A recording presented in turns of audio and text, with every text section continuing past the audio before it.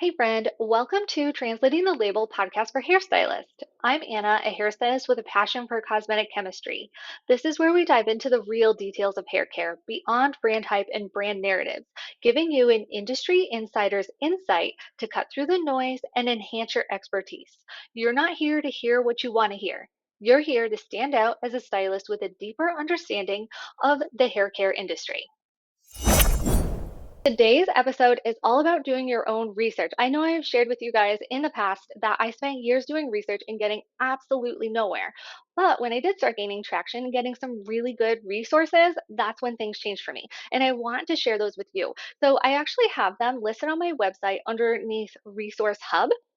But before I show you all of those, I wanted to talk about a couple of things first. Now, most of you are probably listening to this. This episode's probably better viewed, but don't worry.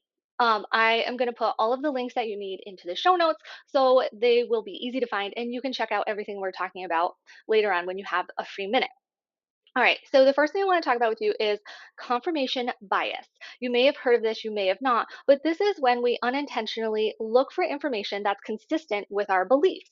And something that usually happens is that we unintentionally ignore information or dismiss information that goes against our beliefs.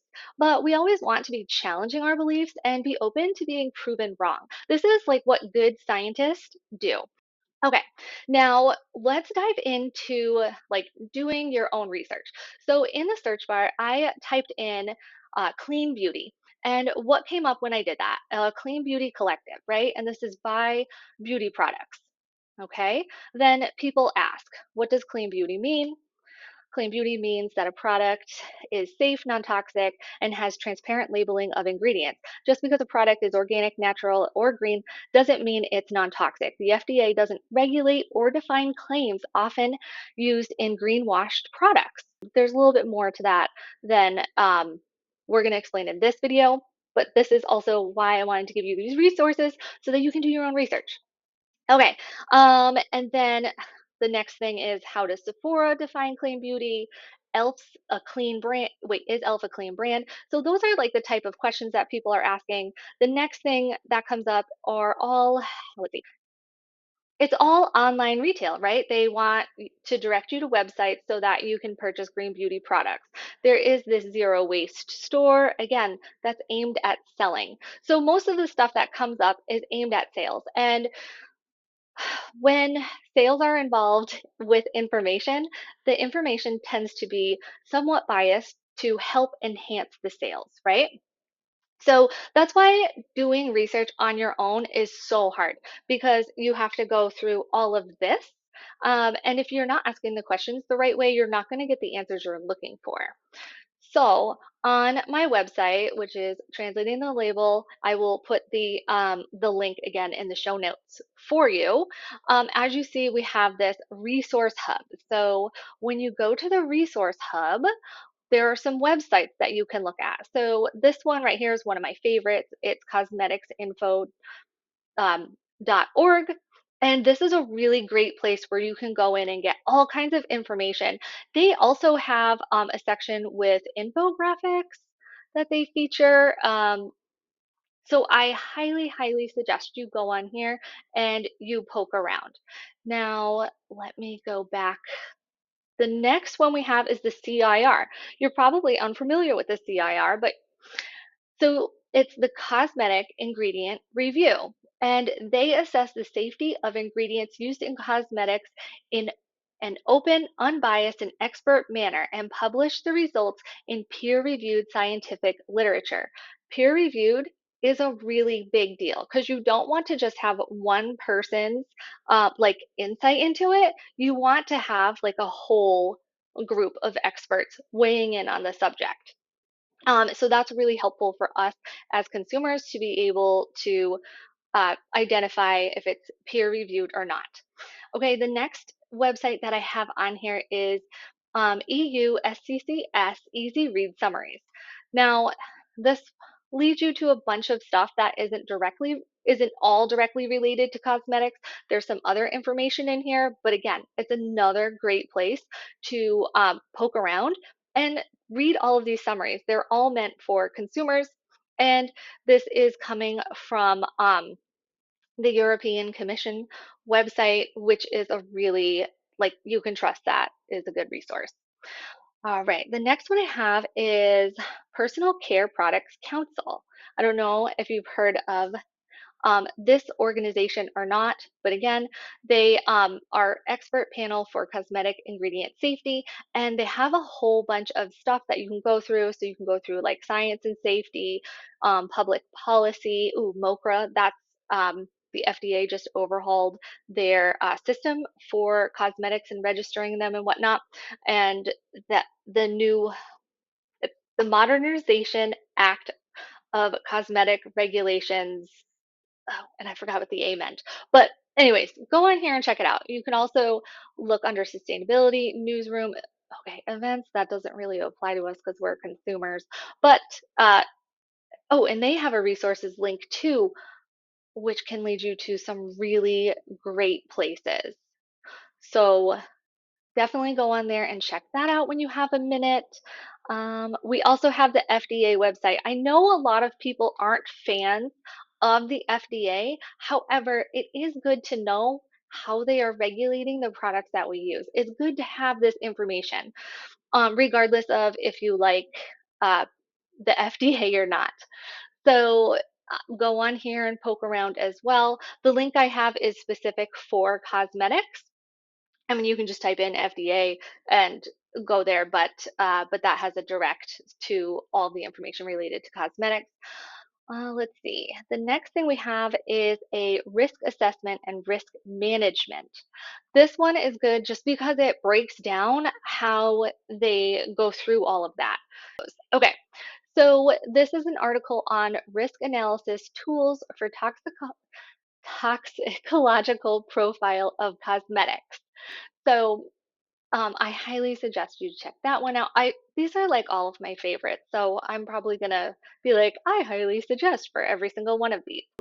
Let's see, we have the EU versus US banned ingredients information. Now, this is an article that I found on the Personal Care Product Council website, but this, in case you didn't know, this is a myth. So European cosmetics are safer than those manufactured in the US. That's actually not true, because cosmetics that are made in both the US and the EU are fundamentally the same and have a lot of the same requirements. And the experts that make all of these decisions often use each other's resources to come up with the decisions that they have made. So go through and read that. It's very interesting. And after that, I have some blogs and vlogs by cosmetic chemists. So the first one on here, Cosmetic Your Ways, I actually reached out to him through social media about like pain points that hairstylists have, regarding this stuff, and he wrote a whole blog on it. He's I know he's going to school. I don't know if he's already a cosmetic chemist or if he's going for that degree. But either way, he's been really fun to follow. I found him on Instagram, and then I linked the blog that he wrote for me, which I was just so appreciative of it. So yeah, so again, go on there and check that one out. Okay, and then after that, Lab Muffin Beauty Science, she has a YouTube channel. She is fantastic. I just want to speak very highly of her. I have learned so much from her. Also, the Eco Well, this is also put out by a woman. She is equally as fantastic, and I have learned so much from her. Actually, I get a lot of sustainability information off of her podcast. She's a really great resource for that stuff as well, like just breaking it down and bringing on the proper experts. She also will host oh my gosh, online events. And then she will share those online events on her YouTube channel as well. They're like 8 hours long. And they're really good. If you, I, I mean, of course, I suggest going on and checking those out. But if you're going to look at those online events, I do suggest breaking each panelist up and just looking at that and then stopping there for the day. And the next day going on to the other one because there's so much information there. It's going to blow your mind. Also, the Beauty Brains podcast and their blog, one of my favorites. I know a lot of you guys have that have reached out to me also listen to the Beauty Brains. So you may already be onto that one. And then there is the Institute of Personal Care Science. Okay, so they offer a lot of free information, but this is where like people that work behind the scenes in the industry, this is where they go to like get degrees and stuff and study. So It's really cool that they share so much free information because you can literally learn all of the stuff that they're learning. Well, maybe not all of it, but a lot of the stuff that they learn, you can go on and learn, and it's all free. Again, so go onto that website and check it out. They have links directly to their YouTube channel and blogs, and they have free classes and webinars as well. I have definitely utilized those. I have paid for a course with them before. I've really enjoyed, learning through them. So wanted to share that with you. And then down at the bottom, these are not linked, but these are podcasts by cosmetic chemists and other experts. So you could just plug those into like your Apple podcast or Spotify or wherever you listen to podcasts, and you can get some great information off of there. And then at the very bottom, I put my education because I like to be transparent about the things that I have done. So I have done ABCH certification. Actually, I got that certification and they have led me to finding a lot of like unbranded education within the hair industry. So that is like a hack that I use when I'm working behind the chair and I'm looking for education. Sometimes I'll go and I'll see like what hair companies are affiliated with them. I mean, you do not have to do that by any means, but just I had a lot of luck with that. I also took a chemistry and complexities of hair with Tom Dispenza class. Oh my God, that was so good. And then I did the beginner cosmetic science workshop through the Institute of Personal Care Science, and I studied for cosmetology at Springfield Technical Community College. I hope that this was helpful. And as always, reach out with any questions. Would like to take a moment to recognize that the true experts when it comes to cosmetic chemistry are the cosmetic chemists themselves. I am very knowledgeable as a hairstylist due to years of education and relentlessly researching cosmetic chemistry, but what I know only begins to scratch the surface of their knowledge. Please share with us any big takeaways you may have had from this episode, along with what topics or questions you would like us to cover next. That's it for today. We'll see you on the next episode.